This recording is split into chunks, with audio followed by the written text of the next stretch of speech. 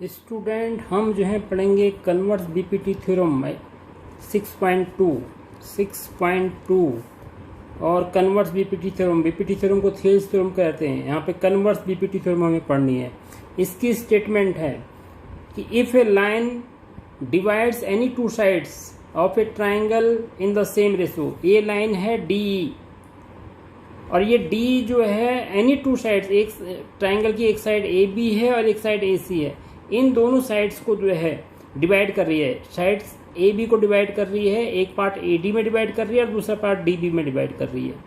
तो अगर सपोज जो है ए डी के पार्ट की लेंथ 1 है और इसकी सपोज 2 है तो इनका रेशियो क्या है 1/2 आया।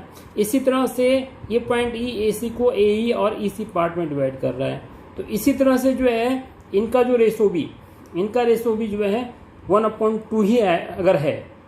ठीक है, ये लाइन इस तरह से डिवाइड कर रही है कि A D upon D B equal to A E upon E C. अगर ऐसा होता है तो then the line is parallel to third side. अगर इस कंडीशन को सेटिस्फाई करती है तो ये डी जो है पैरेलल होगा बी सी। ये हमें प्रूव करना है कि D parallel to B C. इसको बोलते हैं कन्वर्स ऑफ बीपीटी थ्योरम। हमें गिवन क्या है लिख दीजिए।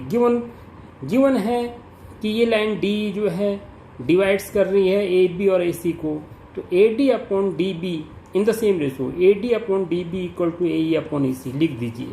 A D upon D B equal to A E upon E C. इसके बाद ये भी साथ में मेंशन करिए assuming that D E is not parallel to B सी।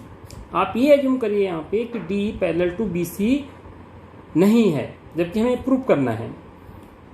उसके बाद हम जो है हमें प्रूव करना है D E parallel to B C prove करना है, लेकिन यहाँ पे अज्यूम करिए कि D is not parallel to B C. हम क्या करेंगे, कंस्ट्रक्शन करेंगे। कंस्ट्रक्शन में एक लाइन ड्रॉ करेंगे डी ई डैश। क्या ड्रॉ करेंगे, डी ई डैश। इस डी ई डैश को हम जो है parallel to B C assume करेंगे। ठीक है, ये आप कर लीजिए। उसके बाद आप इसके प्रूफ पे आ जाइए कि आपको प्रूफ किस तरह से करना है। जो आपको गिवन है उसको उठा के उसको लिख दीजिए। A D upon D B equal to A E upon E C आपको गिवन है। ये हम क्यों लिख रहे हैं, ये हमें गिवन है, स्टेटमेंट में गिवन है। उसके बाद D E dash parallel to B C, ये आपने कर रखा है। ये आप जो है बाय कंस्ट्रक्शन कर रखा है, ये चीज़ आपने बाय कंस्ट्रक्शन ले रखी है। ठीक है, तो उस केस में अगर ये line D E dash suppose जो है बी सी के पैरेलल है, तो अब आप यहाँ पे बीपीटी थ्योरम लगाइए। A D upon D B equal to होगा A E dash upon E dash C. ठीक है, ये इक्वेशन नंबर फर्स्ट और ये इक्वेशन नंबर आपकी सेकेंड होगी।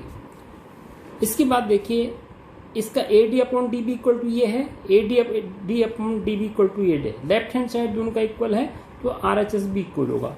यहाँ पे लिख दीजिए फ्रॉम इक्वेशन 1 and 2। हम क्या करेंगे, लेफ्ट हैंड साइड इक्वल है तो इनका राइट हैंड साइड भी इक्वल कर दीजिए। A E upon E C equal to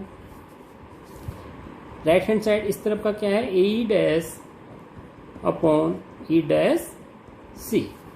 इसके बाद आपको एक स्टेप और करना है, एडिंग 1 बोथ साइड, दोनों तरफ 1 ऐड कर दीजिए।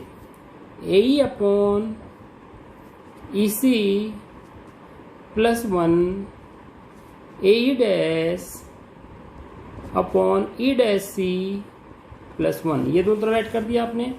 यहाँ एलसीएम ले लीजिए, एलसीएम लेके नीचे ई सी एलसीएम आएगा और ऊपर आ जाएगा ए ई प्लस ई सी। यहाँ 1 ऐड करेंगे, नीचे एलसीएम आ जाएगा E dash C A E dash plus E dash C. आप थोड़ी फिगर को फिर दोबारा से थोड़ी सी ऑब्जर्व करिए। फिगर क्या है, फिगर में अगर आपने ए ई डैश के साथ सी ऐड करेंगे तो कौन सी लाइन बनेगी, ए सी बनेगी। अगर आपने ए ई इस लाइन ए ई को ई सी में ऐड कर दिया तो बना क्या, वही ए सी रहेगा। आप ए ई डैश के साथ आगे ई डैश सी ऐड करेंगे तो भी ए सी रहेगा।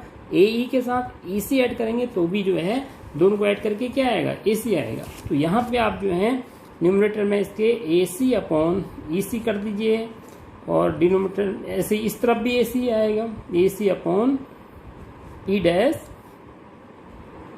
सी आ जाएगा। अब देखिए ऊपर वाला पार्ट तो दोनों का इक्वल हो गया, तो ऊपर वाला पार्ट तो कैंसिल हो गया इसका, इससे ये कैंसिल हो जाएगा ये वाला पार्ट, तो बचेगा क्या 1/EC इक्वल टू 1/E'(C). ठीक है, अब जो है अब क्रॉस मल्टीप्लाई कर दीजिए तो E'(C) इक्वल टू आ जाएगा EC। आपके पास क्या रिजल्ट आया E'(C) इक्वल टू EC। अब आपने जो रिजल्ट निकाला वो रिजल्ट आपने ये निकाला कि ये जो E'(C) है, ये जो पॉइंट E'(C) है और जो पॉइंट EC है, ये दोनों आपस में इक्वल है। ये इक्वल तभी हो सकते हैं ना जब E और E' सेम ही पॉइंट होंगे। तो इसके आगे लिखिए, इसके आगे आप इसको नेक्स्ट पेज में लिखिए, दिस इंप्लाइज दैट। इसका मतलब क्या हुआ, इसका मतलब ये हुआ कि E and E'